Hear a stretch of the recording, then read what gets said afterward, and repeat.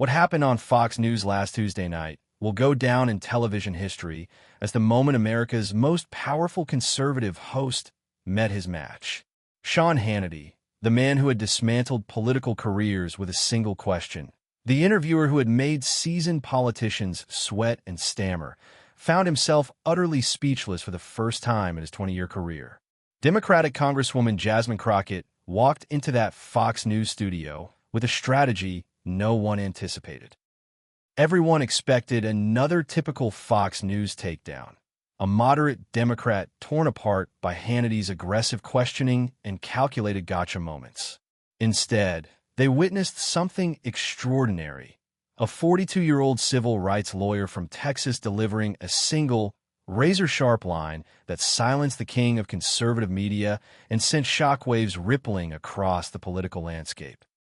The moment Jasmine Crockett stepped onto that stage, the tension was palpable, thick enough to slice through. Hannity had been hyping this interview for weeks, promising his millions of viewers he would expose what he called the radical Democrat agenda once and for all. His producers had armed him with a dossier brimming with attack points. His research team had scoured every vote and statement from Crockett's 2-year congressional record, and his audience was primed for a spectacle. But Sean Hannity had no idea he was about to face a woman who had spent her entire career standing up to bullies, outmaneuvering powerful opponents, and refusing to back down no matter the odds. The Fox News studio was filled to the brim that Tuesday evening, packed with Hannity's most loyal supporters. The atmosphere buzzed with anticipation, like the moments before a championship boxing match. Hannity sat behind his iconic desk, his signature smirk radiating confidence, like a hunter eyeing his prey. He had been teasing this interview across his social media and radio show, calling it the moment he would finally get real answers from the radical left. His posts on X had ignited a firestorm. Jasmine Crockett thinks she can come on my show and push her socialist agenda? We'll see about that. Tuesday, 9 p.m., don't miss it. The post racked up over 100,000 likes and 50,000 reposts, with his followers flooding the comments with predictions of how thoroughly he would dismantle her. Conservative commentators amplified the hype across their platforms. Hannity's about to school another liberal, declared a well-known right-wing blogger. Crockett has no clue what she's walking into, posted a Fox News analyst. The conservative media ecosystem was treating this as their moment of triumph. But what none of them realized was that Jasmine Crockett had been preparing for this battle her entire life. This wasn't just another interview for her. It was the culmination of decades spent fighting powerful figures who believed they could intimidate her into silence. To understand why this confrontation was so explosive, why it sent tremors through the political world, you need to know who these two figures are and what they represent in today's America. Sean Hannity isn't just a television host. He's the reigning titan of conservative media, commanding over 3 million viewers every night. For more than 2 decades, he has built an empire on a simple formula: dismantling Democrats with relentless questioning, rapid-fire attacks, and carefully crafted moments that leave his opponents looking foolish. Politicians across the Democratic Party dread appearing on his show. They know Hannity has a research team dedicated to unearthing their most controversial votes, their most awkward moments, their most vulnerable positions. They know he'll interrupt, talk over them, and create sound bites that will echo across conservative media for weeks. Many Democrats simply refuse to appear, knowing it's a losing battle. Hannity's interview style is legendary. He comes armed with folders full of ammunition, speaks at a breakneck pace to overwhelm his guests, and uses his home field advantage to maximum effect. The studio lighting, camera angles, and seating arrangements are all designed to unsettle his guests while making him appear dominant. His audience thrives on it. They tune in nightly, hoping to see their champion demolish another liberal politician. They cheer when he cuts off a Democrat mid-sentence, laugh when he makes them squirm, and share clips of his most devastating takedowns across social media. But Sean Hannity had never faced anyone like Jasmine Crockett. This former civil rights attorney from Dallas represents everything Hannity claims to oppose. She's young, black, a woman, and unafraid to champion progressive causes that unsettle conservative viewers. What makes her truly formidable, though, is her career spent in environments where being intimidated meant losing, where her clients' justice hung in the balance. Crockett grew up in a working-class family in Missouri, learning early that life wasn't fair and that if you wanted something, you had to fight for it. Her parents juggled multiple jobs to support her education, instilling in her the value of perseverance. While other kids played, she studied, driven by a fierce determination to rise above her circumstances. She worked her way through law school at the University of Houston, balancing part-time jobs and hefty student loans. But she didn't pursue law for wealth. She pursued it to fight for those who couldn't fight for themselves. As a civil rights attorney, Crockett took on cases others deemed too difficult, too controversial, or too politically charged.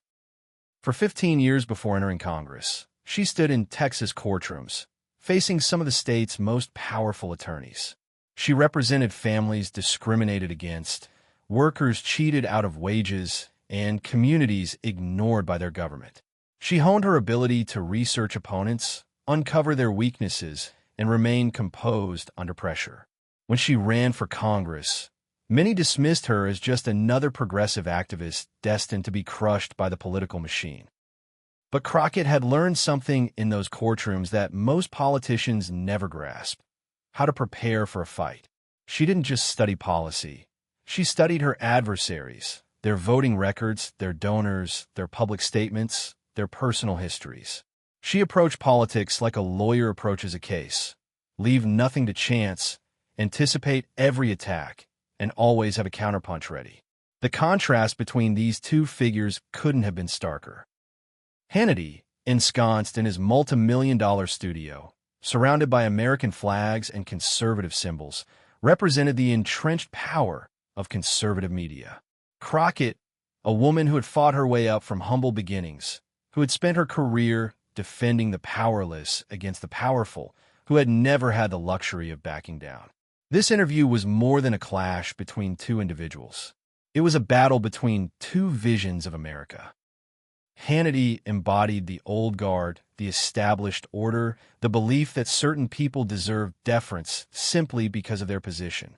Crockett represented a new generation, the outsiders, those who refused to be cowed by titles or television studios. For Hannity's audience, this interview was supposed to be a validation. They wanted to see their champion crush another uppity Democrat who didn't know her place. They craved sound bites to share, moments to replay, proof that their worldview was right and their enemies were weak. For Crockett's supporters, this was about something deeper. It was about every time they'd been talked down to dismissed or silenced by those in power. It was about every black woman told she was too aggressive, too angry, or too threatening for standing up for herself. It was about proving that preparation and intelligence could triumph over privilege and platform. What neither side fully grasped was that this interview would become a defining moment in American political discourse, a turning point that would reshape how politicians navigate hostile media and how audiences consume political content. The stage was set for an epic showdown between two opposing approaches to power: Hannity's blunt force intimidation versus Crockett's surgical precision and meticulous preparation. One of them was about to learn that in today's political arena, being the loudest doesn't always mean being the strongest. The interview began the way Sean Hannity's interviews always do, with him seizing control of the narrative from the very first second.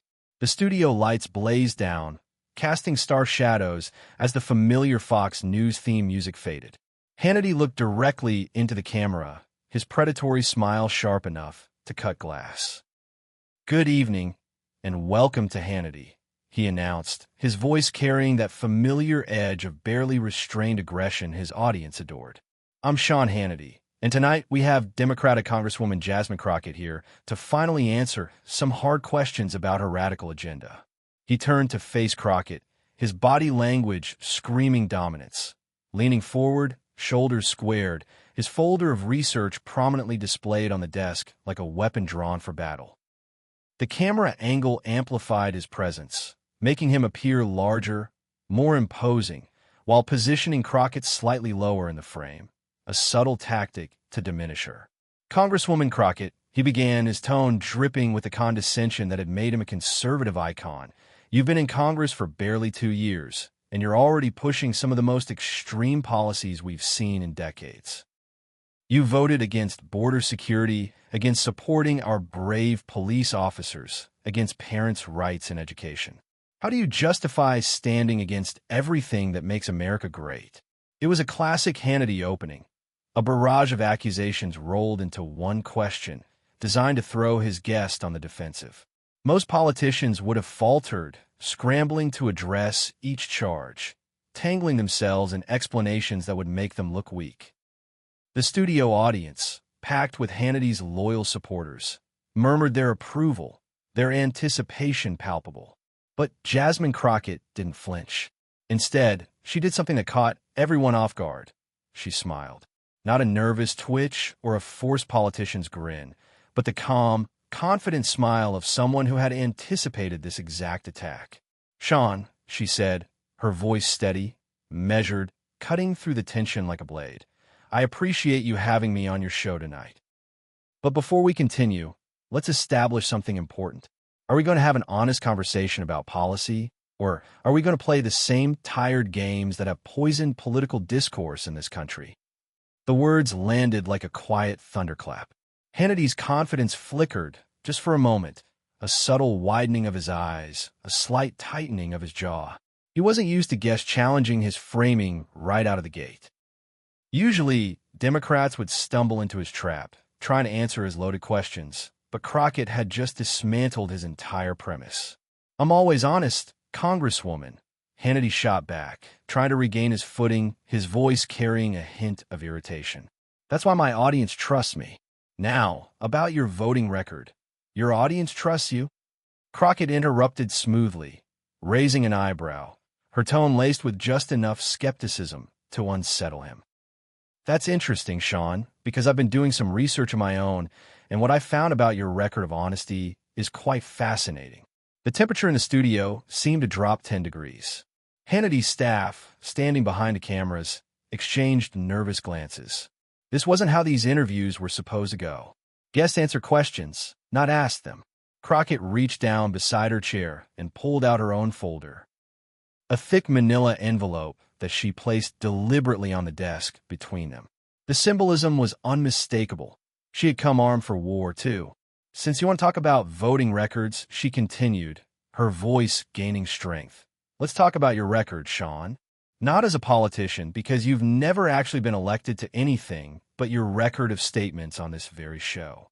Hannity's eyes narrowed, his smirk fading into something closer to a scowl. He was beginning to realize this interview was veering wildly off script. "I'm not sure what you're getting at, Congresswoman," he said, his tone sharper now, "but I think my viewers would rather hear about your extreme policies than, I think your viewers would be very interested in what I have to say." Crockett cut him off, her voice carrying the authority of a seasoned trial lawyer cross-examining a hostile witness. "See, while you've been spending weeks attacking my 2-year record in Congress, I've been looking at your 20-year record on television, and what I found was absolutely fascinating." She opened her folder and pulled out a stack of papers, holding them up for the cameras. "These are transcripts from your show, Sean. Direct quotes, word for word. Would you like me to start reading some of them?" The studio audience grew restless, their murmurs turning to uneasy whispers. This wasn't the easy victory they had come to witness. Their champion was faltering, and the Democrat he was supposed to crush was commanding the conversation with surgical precision. Hannity tried to regain control, raising his voice, a tactic that had worked countless times before. "Congresswoman, I think you're trying to deflect from your own extreme record by attacking me personally." "Attacking you personally?" Crockett's voice rose to match his, but where Hannity's was bluster, hers was controlled, laced with the righteous indignation of someone who had faced down far tougher opponents in courtrooms. "Is that what you call it, when someone holds you accountable for your own words? Because that's exactly what you do to your guests every single night." She pulled out a specific piece of paper and held it up, her eyes locking on Hannity's. "Let's start here. a segment you did about immigrant families seeking asylum. Would you like me to read the exact quote, Sean, or would you prefer to explain it yourself? Hannity's face began to flush, a rare crack in his polished facade. He was visibly uncomfortable, his usual rapid-fire comebacks deserting him. I've said a lot of things over the years, and I stand by all of them, Hannity said, his voice strained, trying to project confidence, but betraying a hint of unease. All of them? Crockett interjected, her tone sharp and deliberate, pulling another paper from her folder. How about the segment where you question the intelligence of black voters? Do you stand by that, too? The studio audience, once buzzing with anticipation, fell into a stunned silence. The air was heavy, the shift in power dynamics undeniable. The hunter had become the hunted, and everyone in the room could feel it. Or perhaps, Crockett continued, her voice now resonating with the commanding authority of a courtroom veteran, we should discuss the episode where you spent an entire hour defending actions that threatened our democracy. Would you like me to cite the exact date and time, Sean, or are you starting to see the pattern here? With each precise reference, Hannity seemed to shrink further into his chair. His usual arsenal of interruptions and deflections was failing him. The man who had built his career on always having the last word was suddenly at a loss for any. Now wait, just a minute. Hannity tried to interject, his voice higher, more desperate than his audience had ever heard. No, Sean, Crockett said firmly, standing up from her chair, her presence filling the studio. You wait. I've been waiting 2 years for this moment. I've watched you attack my colleagues, question their patriotism, twist their records, and poison the well of American discourse. Tonight, that stops. She towered over Hannity, who seemed to wilt under the studio lights. The camera angles, designed to make him look powerful, now highlighted his vulnerability, his hands fidgeting on the desk. You asked me about accountability, Sean, Crockett said, her voice steady but laced with a moral weight that silenced the room. Let me ask you about yours. When are you going to take responsibility for the role you've played in dividing this country? When are you going to acknowledge the damage your lies and conspiracy theories have caused? When are you going to stop being part of the problem and start being part of the solution? The studio was so quiet you could hear the faint hum of the cameras. Hannity's mouth opened, then closed, then opened again, but no words came out. For the first time in his 20-year career, Sean Hannity was utterly speechless on his own show. What happened next would be dissected in journalism schools and political science classes for years to come. Jasmine Crockett, standing tall in the Fox News studio, turned to the camera that had broadcast Hannity's attacks for decades and delivered the line that would end his reign as the king of political takedowns. Sean, she said, her voice carrying the unyielding conviction of someone who had spent her life fighting for justice. You've built your career on demanding accountability from others. You've made millions asking politicians to own their words and actions. So let me ask you the same question you've posed to hundreds of guests. When are you going to take responsibility for yours? The silence that followed was deafening, stretching on for what felt like an eternity. Multiple camera angles captured Hannity's shock, his eyes wide, his jaw slack, his hands frozen on the desk. Crockett stood unwavering, her calm confidence a stark contrast to his unraveling composure. The man who had never been at a loss for words had been struck mute. But Jasmine Crockett wasn't done. She had been building toward this moment her entire career, and she intended to make every second count. You see, Sean, she continued, her voice growing stronger, more resolute. I didn't come here tonight to defend myself to you. I came to defend the millions of Americans you've spent years attacking, demonizing, and dehumanizing for your audience's entertainment. She gestured toward the camera, speaking directly to the viewers at home. The immigrant families you've called criminals and invaders? They're human beings seeking a better life for their children, just like your ancestors did. The black voters whose intelligence you've questioned? They're American citizens exercising their constitutional rights, just like anyone else. The working families you've dismissed as lazy or entitled? They're people working multiple jobs just to survive. Her voice rose, carrying the passion of every courtroom argument she had ever made, every client she had ever defended, every injustice she had ever fought. You want to talk about accountability, Sean?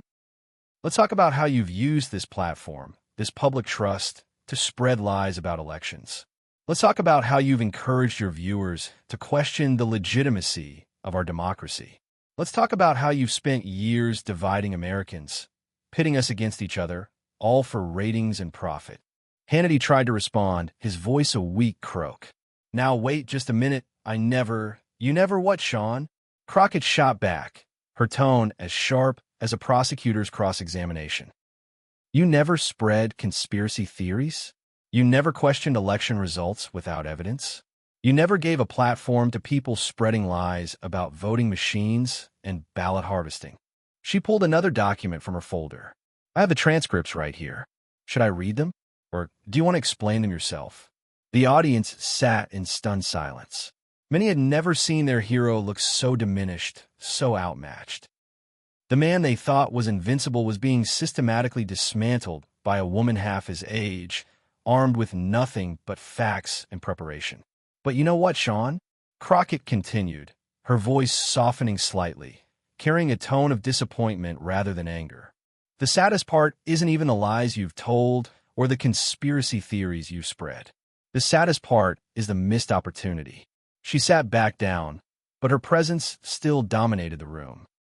You have one of the most powerful platforms in American media. 3 million people tune in every night to hear you. You could use that platform to bring Americans together, to solve problems, to strengthen our democracy. Instead, you've chosen to tear us apart. Hannity tried again to regain control, his voice trembling slightly. I've always fought for American values. American values?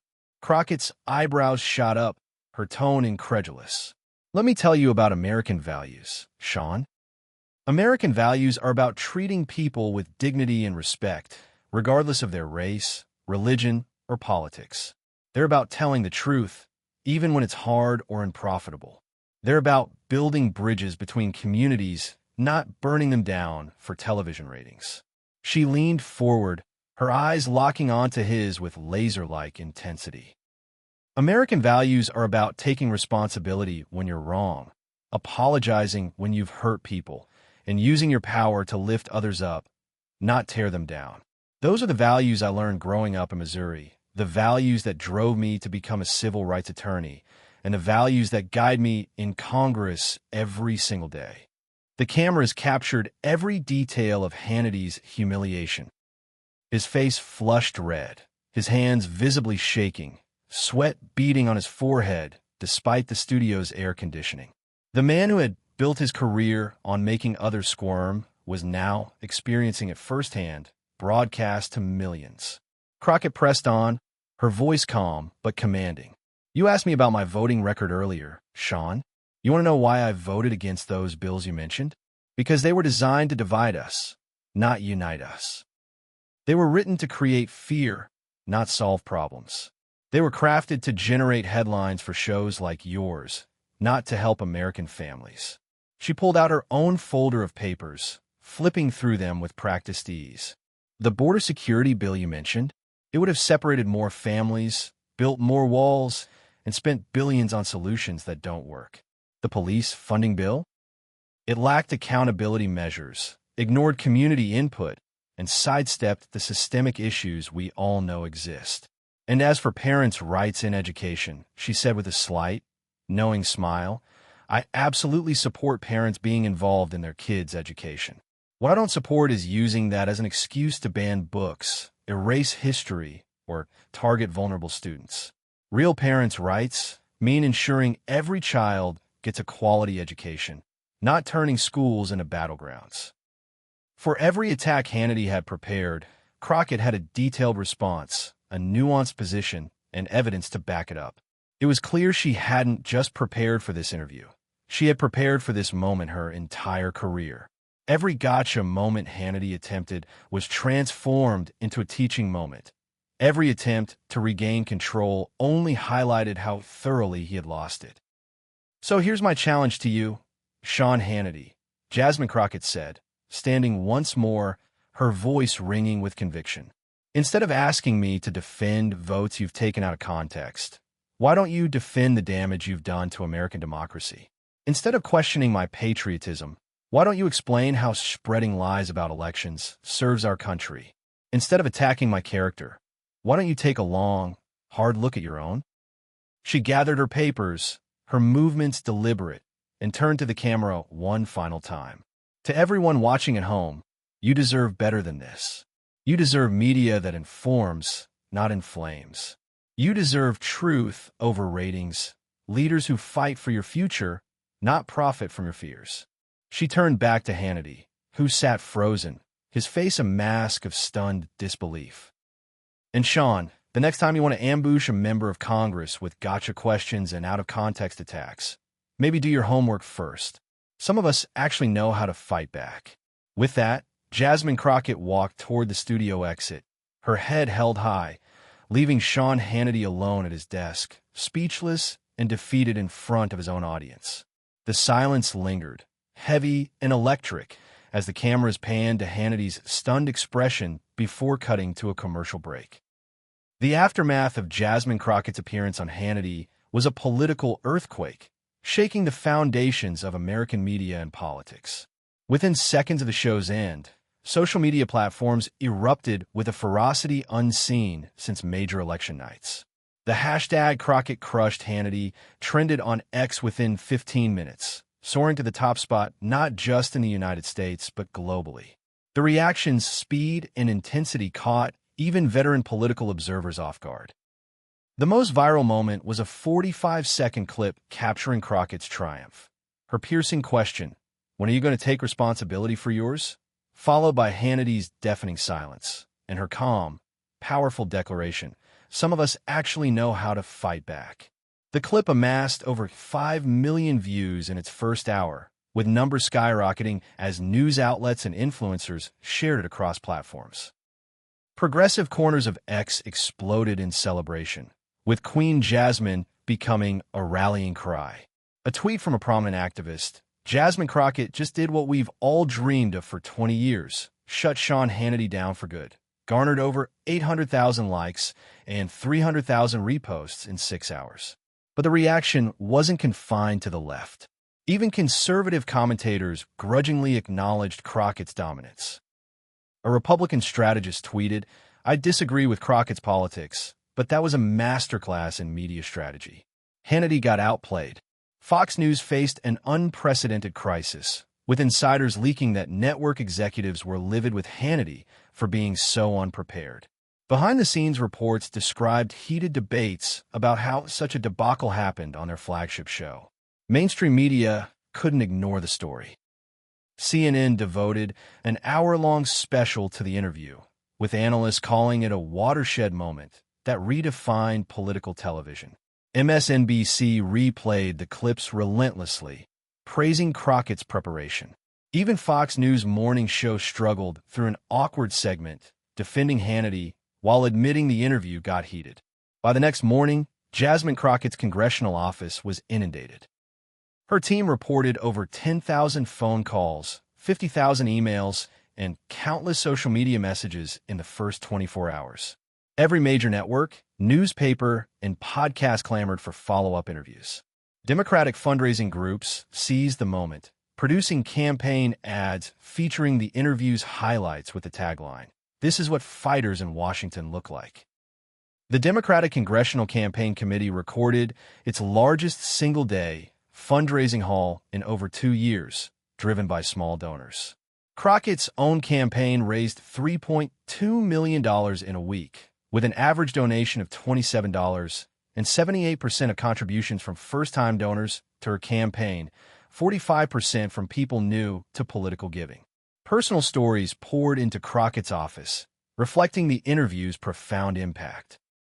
A teacher from Ohio wrote, "I've been bullied by administrators who think they can silence me. Watching you take on Hannity gave me the courage to stand up." A black business owner from Georgia shared, "Your example showed me I don't have to take harassment from competitors who think I'm an easy target." The interview reshaped Democratic strategy. For years, Democrats approached Fox News interviews with dread, expecting hostile ambushes. Crockett's approach: come prepared, fight back, control the narrative, became a blueprint. Within weeks, other Democrats adopted what pundits called the Crockett method, turning conservative media appearances into opportunities to challenge hosts and hold them accountable. A prominent Congresswoman tweeted, "Jasmine showed us how it's done. Preparation wins. Bullies lose." Academic circles took note. Journalism professors at top universities used the interview as a case study. A Georgetown media studies professor wrote in a major newspaper, "Crockett's interview, a new playbook for political discourse," arguing her preparation and moral clarity overcame a hostile environment. Sean Hannity struggled to recover. The next night, he opened his show with a strained non-apology. Some of you saw last night's interview with Congresswoman Crockett. Things got heated, and maybe I wasn't as ready as I should have been for her approach. His ratings dipped for the first time after a major interview, and conservative commentators questioned if he'd lost his edge. The broader impact on political discourse was seismic. The interview sparked a national conversation about media responsibility and power dynamics in political news. Months later, a major magazine named Crockett one of its 100 most influential people, crediting her Hannity appearance as her arrival as a political force. Her message: preparation beats intimidation. Facts trump bluster, resonated beyond partisan lines. Law school applications surged, with students citing Crockett's example. Political science courses saw increased enrollment, with students eager to learn her approach to policy discussions. Crockett remained focused on her work, not the fame. In a later interview, she said, "I didn't go on that show to go viral. I went to represent my constituents and stand up for those without a platform. If it inspired others to speak truth to power, I'm grateful. But the real work is in Congress, in our communities, in the lives we serve." The interview, meant to be Hannity's latest triumph, became Crockett's launch to national prominence, proving preparation and principle could outshine privilege and platform. Months later, Hannity's show continued, but his approach shifted. He was more cautious, more respectful, less reliant on ambushes, aware another Crockett could walk onto his set. Jasmine Crockett became one of America's most sought-after political voices, her message resonating across divides. Don't fear the fight. Come armed with facts. Never let anyone silence you. No one is too powerful to be held accountable.